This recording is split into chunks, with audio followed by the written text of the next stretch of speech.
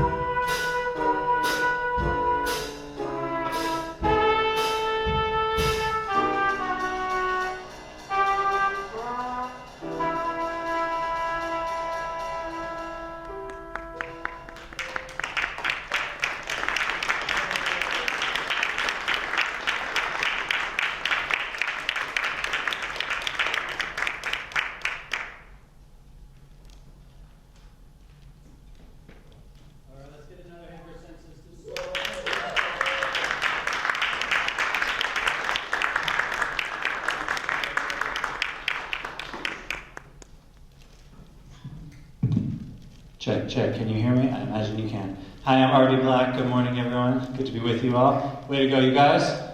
Nice playing. What's your name? Mark? We got Mark on the trumpet. What's your name?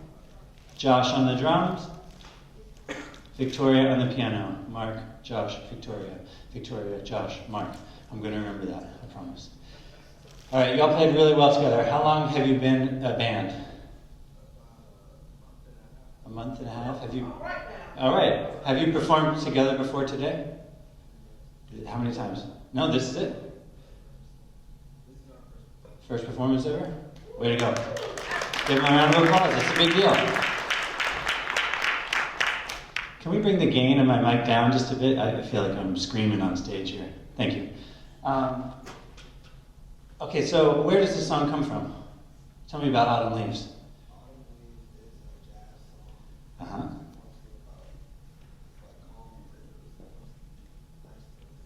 Yeah, good. Have you listened to some recordings of it before playing it together? What's your favorite? Oh, great. I love that one. You guys have one that you like?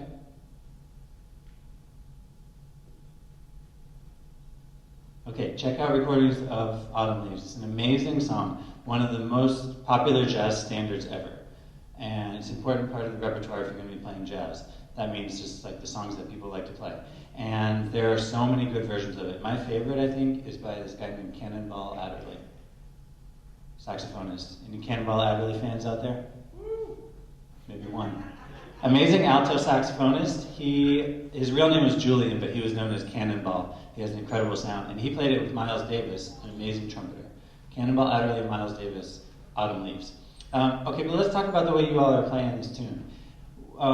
Let's start with the bass and the piano and the drums. What's the feeling that we're creating? What groove are we using for this song? There it is. What groove are we using for this song? Sorry, calmer? Yeah, it's a little bit calmer. Is it like a swing feel or more of a straight eighths feel? Have you talked about that at all? Jazzy, yeah, that's a loaded word. There's a lot we can unpack there. Swing, I think, is the way we were probably going to approach it. Although there were some moments when I wasn't sure if you all were going for swing or for straight eighths. So that's one thing we need to decide first. Can I borrow a drumstick? If we're playing like a swing feel, we get like that. Playing straight eighths, we might get like where the eighth notes are even. Does that make sense? So I think we're going to try and approach this with a swing feel. And so for you, Mark, right? Oh, he's Mark. See, I already forgot what's your name. Josh, thank you. So Josh, do you know how to play a swing beat? You're already doing it. You're going to put your hi-hat on 2 and 4, and you're going to play the ride cymbal on all quarter notes, and you're going to play your bass drum lightly, probably on all 4 quarter notes as well. Can you try that for us? 1, 2, ready, go.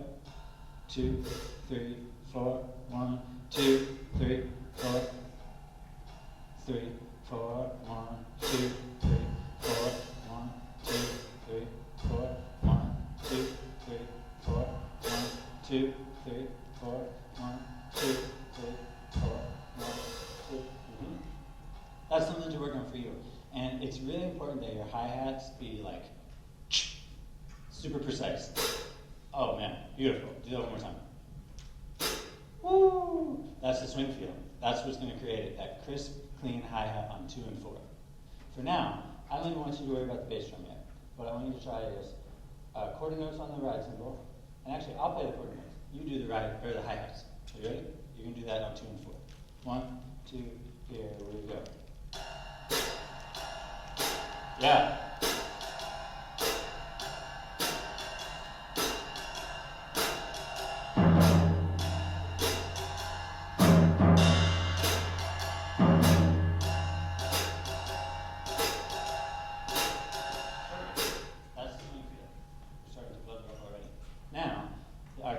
Normally we would have a bass player in a band like this. We don't, which makes it even more fun challenge. But the bassist, or in this case our pianist, is going to be giving us some quarter notes to support that groove, the swing feeling. Okay? So mostly you were playing downbeats in every measure, correct? You were playing kind of whole notes. Can you give us a little bit of what you're playing under the melody? 1, 2, ready, go.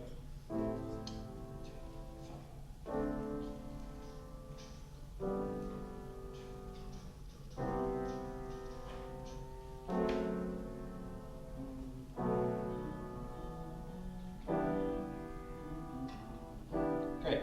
Now, what do we call that, what she just played? Do you guys know? This is part of the form. And the form is the whole structure of the song. Have you talked about this at all? Different parts of the form? It's part of the melody. It's a certain number of measures. This we would call the A section of the melody. Maybe this is new stuff for you. That's good. The melody of Autumn Leaves has some parts that repeat, right? The autumn leaves blow by my window. The autumn leaves all red and gold. I kiss your lips. The something something. There's something about sunburn in this song. I don't remember the words. Maybe somebody out there knows the words to Autumn Leaves, but I don't remember them all. Anyhow, the first part repeats. You know what I'm saying? The first 8 measures happens twice, and we call that the A section of the tune. So it goes A, then A, and then what happens? Yes, the B section is a different thing. Since you went away, my nights grow cold. Da-da-da, da-da. But I miss you most of all, my darling, when autumn leaves start to fall. What's the last part called? It's called a C section, because it's not the same as A. Some songs are A, A, B, A, they go back to A at the end. This one is A, B, C, because it's different at the end. And that's a way of keeping track of the form, so we know, we don't have to think about every measure specifically. We know it's A, B, C form, and that repeats and repeats and repeats. You with me? Okay, so we're going to work on this A section only to get our feel really, really clear and to get into improvising a little more. So let me hear the drums and the piano on the A section. And you're sounding really nice. Can you play half notes in your left hand instead of whole notes? Like 2 notes per measure? That's just going to connect with the drums a little bit more. So just drums and piano at the beginning. 1, 2, 3, 4. 1, yeah.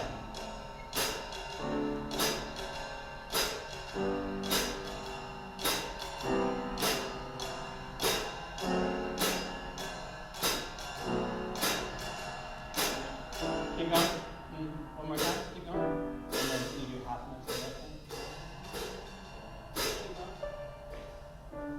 Yeah, keep going. Like that.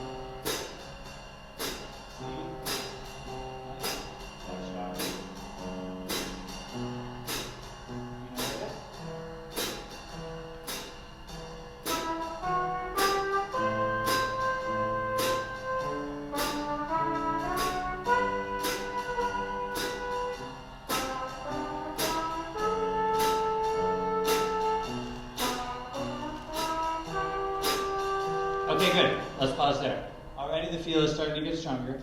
That's where we're going to live right now. And you guys, you two, need to become best friends. You know each other really well? Are you friends? Are you guys, stand up. You have to become friends. Stand up, please. Introduce yourselves. Shake hands. All right. Now, tell us something about yourself. What do you like to do? You like to sleep? All right. What about you? You have something in common. You both like to sleep. Me too, actually. Should we get out of here and just take a nap? No, I'm kidding. Now, you all have to become best friends because you are creating the feel of the music. And that's the most important thing. That's the thing that people feel and remember the most. The groove and the beat. Okay? So when we're playing together, you have to be in touch with each other, in sync, and like locked in.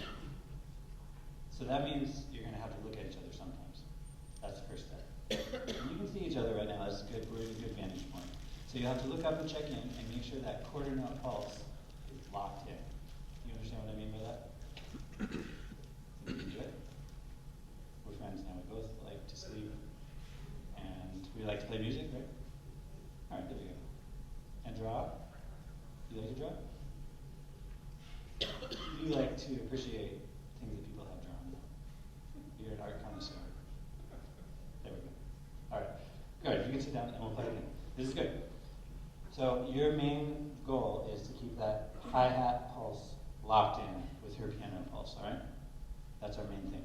What we're going to do now is play the A section one time, just piano and drums, and stick with your left hand only for now on those half notes. And then we'll come in on the melody after they do it one time. And then we're going to loop that A section. So what I want you to do is play the melody of just the A section once, and then improvise over the A section only. Everybody know what we're doing? When you feel comfortable, add some chords with your right hand. But your main mission is just the left hand, holding it down, creating a good groove. All right? I'm not going to count it. You guys start it. Oh, here's your other drums.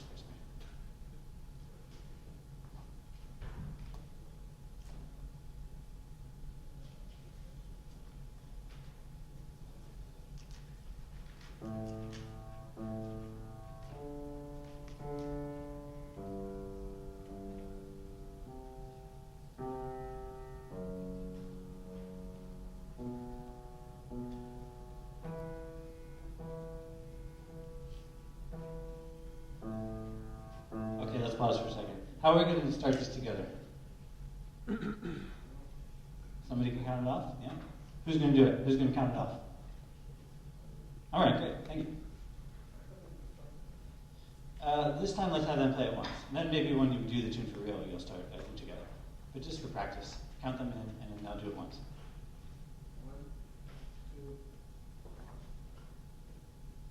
1, 2. Oh, okay, we want to come in together. Good count off. Can you do 1, 2, 1, 2, 3, 4? And then we're coming in together, and remember, you got to look at each other. Don't be shy. We're friends. There you go. 1, 2, Yeah. 1, 2, 3, 4.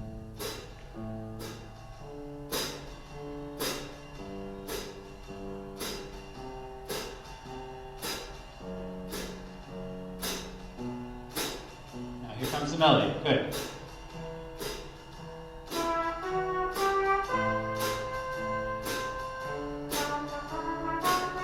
Yeah.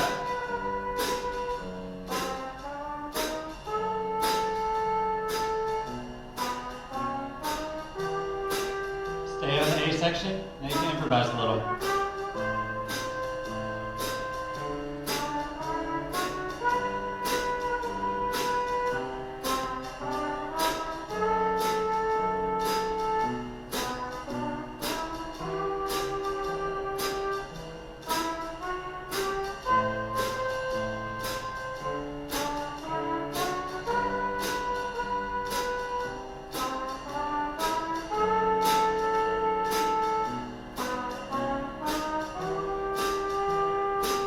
Very nice, very nice.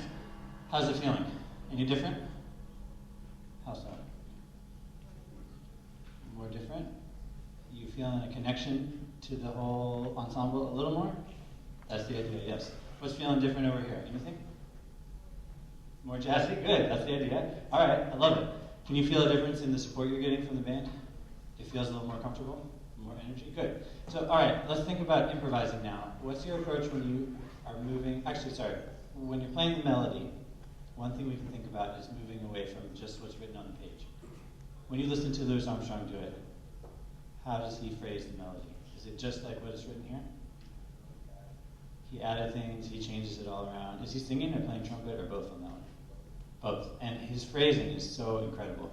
So I want you to start getting into that too. When you're playing the melody, you don't have to just stick to what's written. In fact, you don't really want to because you want to make this melody your own thing. So you'll be starting.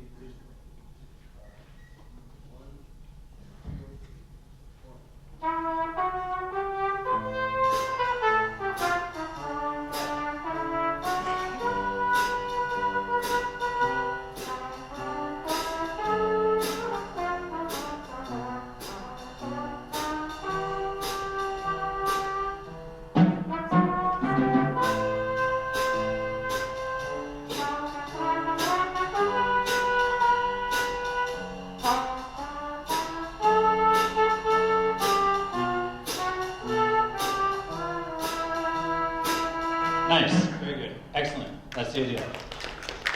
Beautiful. Keep doing that. Now, when you did your solo earlier, you did a really nice job of arpeggiating these chords. Did you have that written down, or you memorized all that? Good. That's awesome. That's a really important part of it too. If you can combine that, the arpeggios, with this melody approach, you'll be unstoppable. I'm serious. Don't forget about the melody, but combine it with your arpeggios. So base your improvisation off of this song, which is the melody, and use the information you're getting from those arpeggios, and you can do anything. That's the right approach, okay? Now, you have this memorized? The first A section? I think you got it. You have it memorized on the piano? All right, let's turn our music around and just keep playing this way. Now we can really listen to each other. So no music needed. We're going to do that same approach. And then after we have a little trumpet solo, can you play the melody? Great. I'm taking your music away. Is that all right? You got this. All right. So we're going to start with one A section of trumpet melody and then a few A sections of trumpet improvisation based around the melody. And then you're going to take over and do a solo as well. Okay? All right. We got this.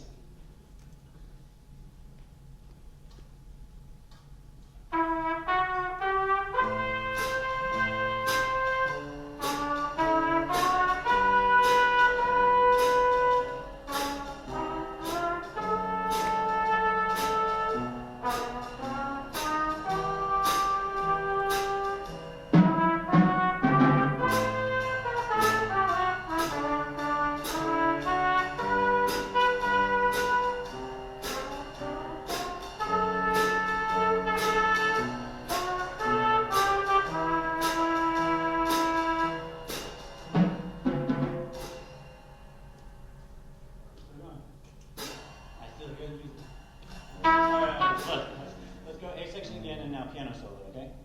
1, 2, 3, just the two of them. 2, ready, go.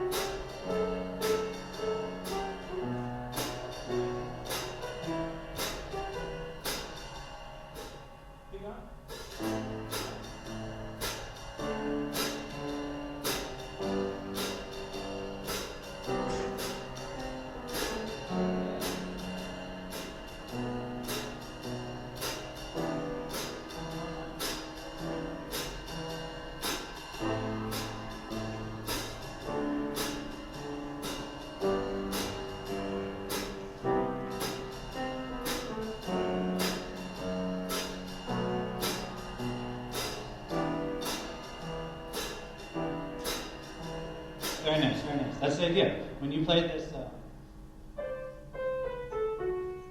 what I'm talking about? That's what I want you to explore a little more. Ways of moving between the chords with melodies. That was perfect. If you keep connecting the ideas like that, just based on the melody.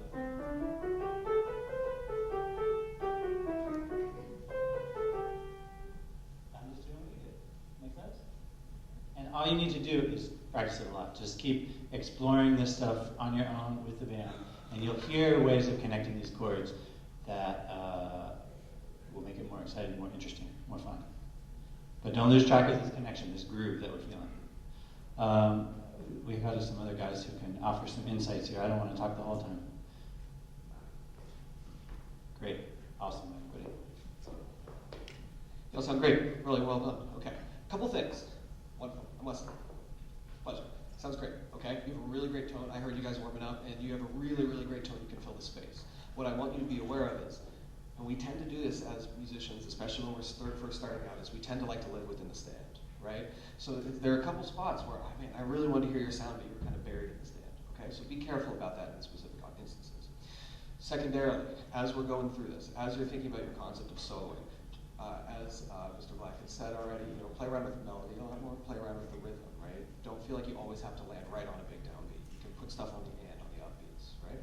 And then finally, the last thing I want to say too is, when we are improvising, especially as horn players, we want to think, because we think of some of the great musicians we've listened to, whether that's Arturo Sandoval, whether that's Miles Davis, whether that's Chet Baker, right? All these musicians, we want to make sure that we're not overplaying the melodies, and we want to make sure we're not overplaying the bars, right? So just because we have 4 bars or 4 beats within a bar does not mean we need to fill every second of those bars. If you listen to Miles, and if you listen to Chet to a lesser extent, especially later in his career, you'll hear they do very intense and intricate things within the musical line.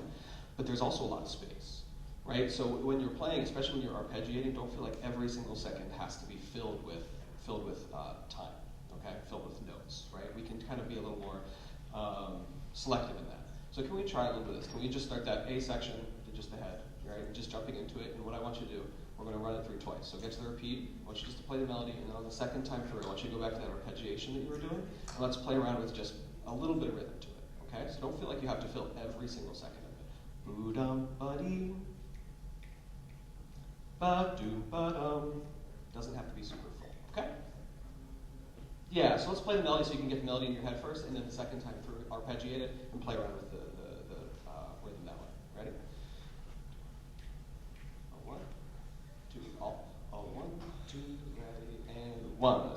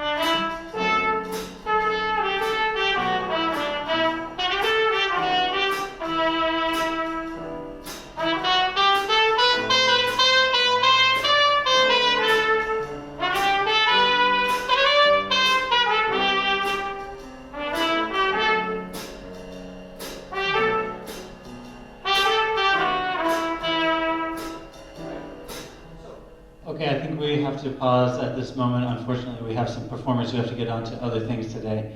But do we have any questions from the group right now? Anything we're bringing forward that is not making sense, or anything you want to say for the record?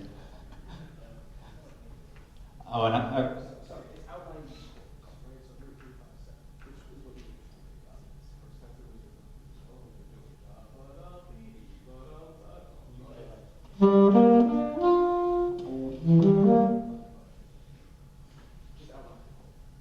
Yeah, so that's great, that's great. any other questions from the band right now?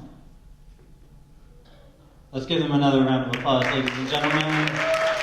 Great job, everybody.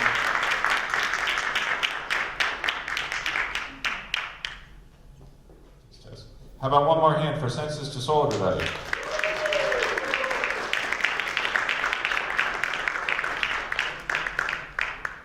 And I believe we have something for the group. Dun, dun, dun, dun.